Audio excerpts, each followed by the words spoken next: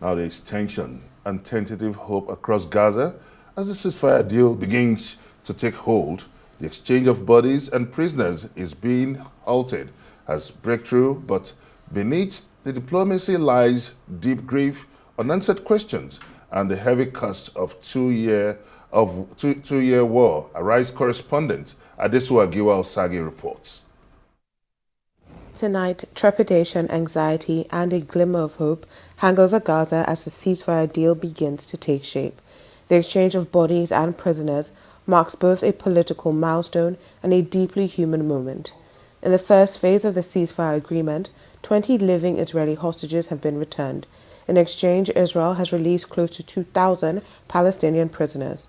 However, the issues surrounding the dignified return of the dead on both sides remain. Do you know what it means to spend 24 years in prison? Another thing. The last 2 years we spent there were completely different. They were completely different from the previous 24 years.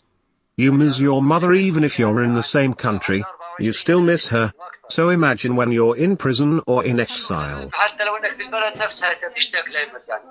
For many families, it's not just about politics. It's about closure, dignity, and identity.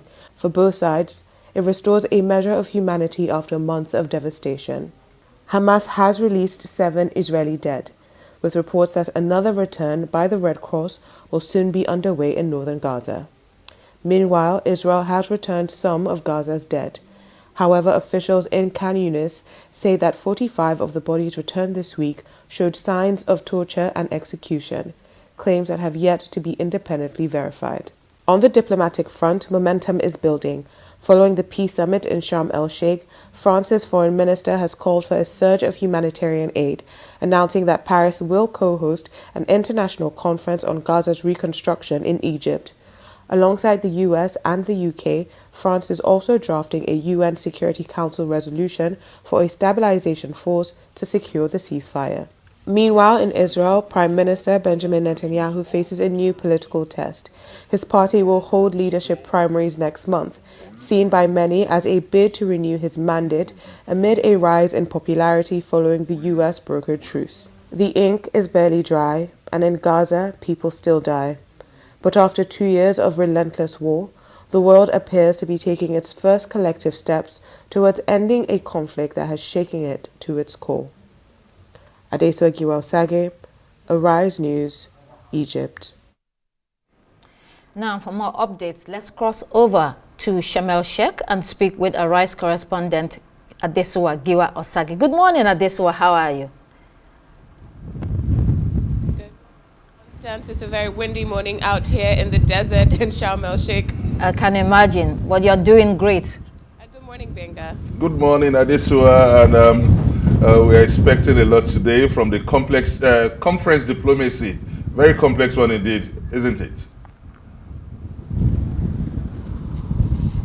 Yes, so let me bring you up to date on what has happened. Even since my report that just aired, 2 bodies have been identified by Israel as hostages. So that brings up the number to hostages returned to 9. Like Constance said, 19 remain. And as the U.S. has said that they do believe that Hamas is acting in good faith. Trump said that they are digging, but it's a gruesome task ahead. Of course, as I said earlier, thousands of Palestinians are expected to be under that same rubble that 19 Israeli hostages are also expected to be under. Some reports put it at about 10,000. The UN even estimates that it might be higher. In the last couple of minutes as well, we have seen that Israel's military has said that they will not compromise on this. Shin Bet has said that they need every single hostage returned to them. So these are some of the developments that are going on in terms of the hostages. And on the international diplomacy stage here, Palestine, a delegation from Palestine met with China. Chen Jiancheng, the ambassador there, met with them yesterday, assuring them of cooperation and building their mutual ties. Okay, Adesua, can you tell us what you know about what the regional players there, the Arab players, are doing to make sure that this ceasefire is upheld? So it does seem that the Arab leaders have taken a bit of a back seat here. We'll leave Egypt and Qatar on one side, but the rest of the Arab players, primarily the Arab League of Nations, have kind of taken a back seat and they've left it up to the United States and Europe to kind of coordinate this peace deal effort and the ceasefire effort. Very notably, France, the UK and US are expected to bring an agreement onto the UN Security Council, a resolution rather, for the stabilization force. Now, Donald Trump does not seem that he wants American feet on ground in the Middle East. However, France and UK seem eager to ensure that this happens. Like, if we recall, France has taken a very lead role in pushing for a deal in Gaza and recognizing the Palestinian state, along with, of course, Saudi Arabia when they did the New York resolution. Egypt has positioned itself as a neutral party, the city of peace is where I am, in the land of peace. Sharm el-Sheikh has been positioned as a venue. France has also said it will be co-hosting another international conference here in Egypt to ensure that the ceasefire deal holds. Of course, Hamas and Hamas leaders were reportedly being covered by Qatar, but it does seem that Qatar might have been a bit injured by the strikes on Qatar there, and they've taken a little bit of a backseat. But it does seem, when we come to France particularly, that some European leaders and of course US President Donald Trump are taking a lead role here to ensuring that this ceasefire deal holds and that there's peace in the Middle East. Yeah, thank you for that. But I think this complex conference diplomacy is throwing up lots of uncertainty as it enters the second stage, the second phase. We could see that there is still the border, the Rafah border that links Gaza and Egypt is yet to be reopened. This is expected to have been reopened. And there is also the proposal of 10,000 standby force expected to come from the Palestinian forces. All these are not yet in place, leaving the security of the Gaza Strip still in a very unsecure state. What can you say to this?